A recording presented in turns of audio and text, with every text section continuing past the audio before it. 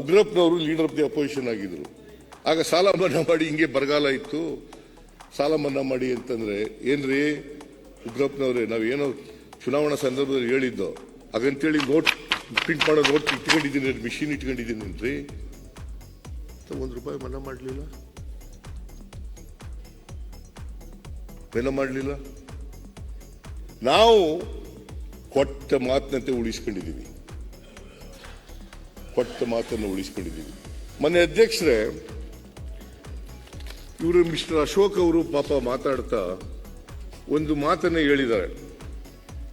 ಏನಂತ ಹೇಳಿದ್ದಾರೆ ಅಂತಂದ್ರೆ, ಗಾಳಿ ಇಲ್ಲದೆ ಕೆಟ್ಟು ನಿಂತಿರುವ ಬಸ್ಸಿಗೆ ಹೋಲಿಸಿದ್ದಾರೆ ನಮ್ಮ ಸರ್ಕಾರ. ಗಾಳಿ ಇಲ್ಲದೆ ಕೆಟ್ಟು ನಿಂತಿರುವ ಬಸ್ಗೆ ಹೋಲಿಸಿದ್ದಾರೆ. ಅವ್ರ ಪಾಪ ಹೇಳಿ, ಅವ್ರಿಗೆ ಹೇಳಕ್ಕೆ ಸ್ವಾತಂತ್ರ್ಯ ಇದೆ, ಹೇಳಿ, ಬೇಡ ಅಂತ ಹೇಳಲ್ಲ ನಾನು. ಆದರೆ 2019ರಿಂದ 2023ವರೆಗೆ ಇವ್ರು ಹೆಂಗಿ, ಇವ್ರ ಬಸ್, ಇವ್ರ ಸರ್ಕಾರ ಹೆಂಗಿತ್ತಪ್ಪ ಅಂತಂದ್ರೆ, ದ್ವೇಷ ತುಂಬಿದ, ತುಕ್ಕು ಹಿಡಿದ ಬಸ್ಸು ಮುಂದಕ್ಕೆ ಹೋಗಲೇ ಇಲ್ಲ.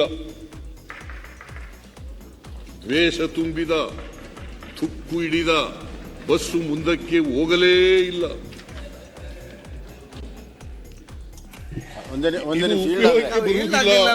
ಬಸ್ಸು ಮುಂದಕ್ಕೆ ಹೋದರೆ ಕೇವಲ ವಿಷದ ಹೊಗೆ ಉಗುಳುತ್ತದೆ, ವಿಷದ ಹೊಗೆ ಬಿಡುತ್ತದೆ ಎಂದು ಜನ ಹೇಳಿದರು. ಆಗಲ್ವಾ ಸರ್? ಏನ್ ಚೀಫ್ ಮಿನಿಸ್ಟರ್ ನೀವು ಕೂತ್ಕೊಳ್ಬೇಕು ಅಲ್ಲ, ಮಧ್ಯ ಎದ್ದಿತ್ಗಳು ಮಧ್ಯಾಹ್ನ ಎದ್ದಿಲ್ಲ. ಈಗ ನೋಡಿ ಎದ್ದಿದ್ದೀರಿ ಅಲ್ಲ, ಈಗ ನಿಮ್ ಪರ್ಮಿಷನ್ ಕೇಳ್ತಾ ಇದ್ದೀನಿ. ಯಾರು ಪರ್ಮಿಷನ್ ಕೊಟ್ಟಿದಾರ ಇವರು? ನೀವು ಇಲ್ಲಾದ್ರೆ ಕೊಡ್ತಾರ ಅವರು. ಕೊಟ್ಟರೆ ಇಲ್ಲ, ನೀವು ಕೂತ್ಕೊತೀನಿ. ಇಲ್ಲ, ನೀವು ಇಲ್ದಾದ್ರೆ ಮಾತ್ರ ನೀವು ಒಪ್ಪಿದ್ರೆ. ಇಲ್ದಾಗಲ್ಲ ಈಗ. ಅಲ್ಲ, ಇದು ಒನ್ ವೇ ಕೂತ್ಕೊಳ್ಳಿ. ಈಗ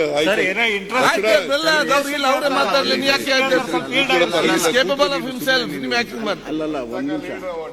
ಇದು ಪಾರ್ಲಿಮೆಂಟರಿ ಒಳಗೆ ಈ ಕಡೆ ಆ ಕಡೆ ಇದ್ರೆ ಒನ್ ವೇ ಟ್ರಾಫಿಕ್ ಮಾಡಕ್ ಹೊಟ್ಟಿದ್ರಿ ನೀವು.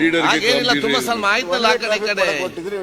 ಆಡಳಿತನೂ ಒನ್ ವೇ ಟ್ರಾಫಿಕ್ ಇದೆ, ಇಲ್ಲಿನೂ ಡಿಬೇಟ್ ಒನ್ ವೇ. ಅವ್ರು ಹೇಳ್ತಾರ್ರಿ, ಅವರು ಬಸ್ಸು ಗಾಳಿ ಇಲ್ಲದೆ ಕೆಟ್ಟು ನಿಂತಿರೋ ಬಸ್ ತರ ಇದೆ ಸರ್ಕಾರ ಅಂತಂದು.